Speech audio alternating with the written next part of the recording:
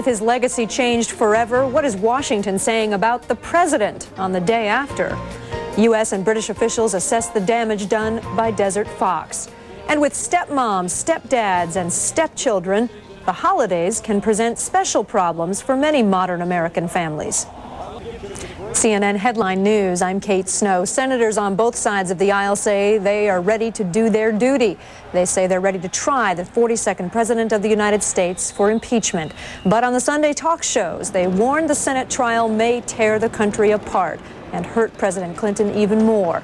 The president will be tried on 2 articles of impeachment, charging him with perjury and obstruction of justice. Senate Majority Whip Don Nichols predicted the trial would be quick but fair, lasting about 3 weeks. Other Republican senators echoed those thoughts but warned of the consequences.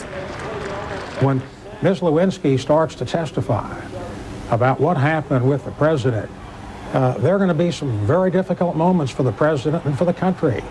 And when you start to get into the obstruction of justice with Betty Currie and Vernon Jordan, it's going to be very, very difficult. And I don't think that senators are in a position now to say how they would vote, and I don't think we should be in a position. I think we all ought to keep open minds and be judges and jurors in this matter. A fire broke out this morning at the campaign office of a Michigan congressman who voted in favor of all 4 impeachment articles against President Clinton. Police say they found signs of arson in the headquarters of Republican Congressman Joseph Nolenberg. Nolenberg's chief of staff says he believes the fire is linked to yesterday's vote in the House. No one was hurt in the fire in suburban Detroit. Police say they would add terrorism charges to the arson charge if they find the fire is related to Nolenberg's vote. With President Clinton's impeachment trial looming in the Senate, one lingering question is, what will it do to the country? Bruce Morton reports. Back during the Nixon impeachment, people talked a lot about how bad it would be for the country, and they're saying the same thing now. If this Congress impeaches the president on these grounds, today will go down as one of the saddest days in American history. For our country, for our Congress, and for the institution of the American presidency. The fact is, the Nixon impeachment was bad for Mr. Nixon. He had to resign, and he spent years afterward trying to reemerge as a statesman, as something more than the only president who ever resigned. His impeachment was also bad for the Republican Party, which lost 48 House seats in 1974. But bad for the country? Gerald Ford didn't whip inflation as he wanted to do, but Nixon hadn't either. Saigon fell, ending America's longest war, but that would probably have happened anyway. And by and large, life went on. It would this time, too. Procedurally, the Senate could debate legislation in the morning, hold the trial after lunch. Chief Justice William Rehnquist, who would preside, could work on cases in the morning, then walk across the street to the Senate. And in a more important sense, Washington just doesn't matter as much as it used to. The Cold War is over, the economy is strong, the stock market's been going up and down, but that doesn't seem to have much to do with the president, and most people think things are good. They just don't want government rocking the boat. It's not quite what if they gave an impeachment trial and nobody came. People would watch television, read newspaper stories when the famous names like Tripp and Lewinsky testified. It's just that they probably wouldn't think that whatever those famous names said would change their lives much. And if the worst, from Mr. Clinton's point of view, should happen and he were impeached and convicted, well, he'd be succeeded by Al Gore, a centrist Democrat whose politics are much like Clinton's own, but who was personally clean as far as we know. Would the presidency itself be weakened? Probably not, if the winner in the year 2000 were someone moral and honest, a Gore, a Bill Bradley, any of several Republican governors. Just 6 years after Nixon's fall, we elected Ronald Reagan. I'm Bruce Morton. The bombings on Iraq may be over, but a sizable U.S. military force will remain in the Persian Gulf. Pentagon officials say the roughly 20,000 U.S. troops stationed in the region will stay to continue their duties, which could include future strikes. However, sources say troops and additional air crews sent to the Gulf over the last few days will probably return to garrison. Chief UN Weapons Inspector Richard Butler says the severity of the situation cannot be overstated.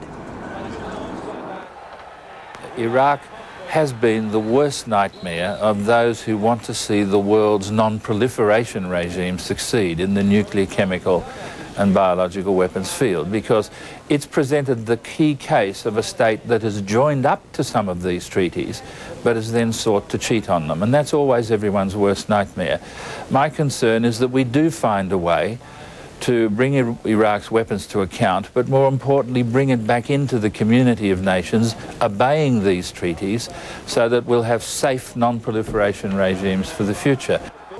Iraqi President Saddam Hussein is claiming victory following the bombings. In his first public comments since the attacks, Hussein praised Iraqis for persevering against what he calls the enemies of God and humanity. God is the greatest. Long live Iraq and its valiant armed forces. God is the greatest, and long live our glorious Arab nation and its struggling people who have stood against this failure criminal. God is the greatest. Long live Palestine, free and Arab world country. God is the greatest. Damned are the weak people who are cheating and have treason in their blood. The Pentagon says Operation Desert Fox was a success. It says nearly 100 Iraqi targets were destroyed during the 70-hour offensive. Among them, 20 Iraqi command and control posts, at least 7 presidential palaces, and several facilities of Iraq's elite Republican Guard. At least 3 alleged missile factories were also hit. Secretary of State Madeleine Albright says the bombings set Iraq's weapons program back at least 1 year. As a result of this mission that took 70 hours, Saddam Hussein is weaker because all the targets and things that he cares about most have been destroyed, many of them. And the region is safer because we have managed, I think, to degrade his ability to threaten his neighbors. The box that he is in is stronger because of the credibility of our use of force. And we have done this all with a minimum of criticism. 4 days of intense airstrikes. President Clinton says economic sanctions will continue until Iraq complies with UN resolutions and cooperates with weapons inspectors. No British or American casualties were reported in the operation. U.S. officials say Iraq's missile program has been set back at least a year. As a result of this mission that took 70 hours, Saddam Hussein is weaker because all the targets and things that he cares about most have been destroyed.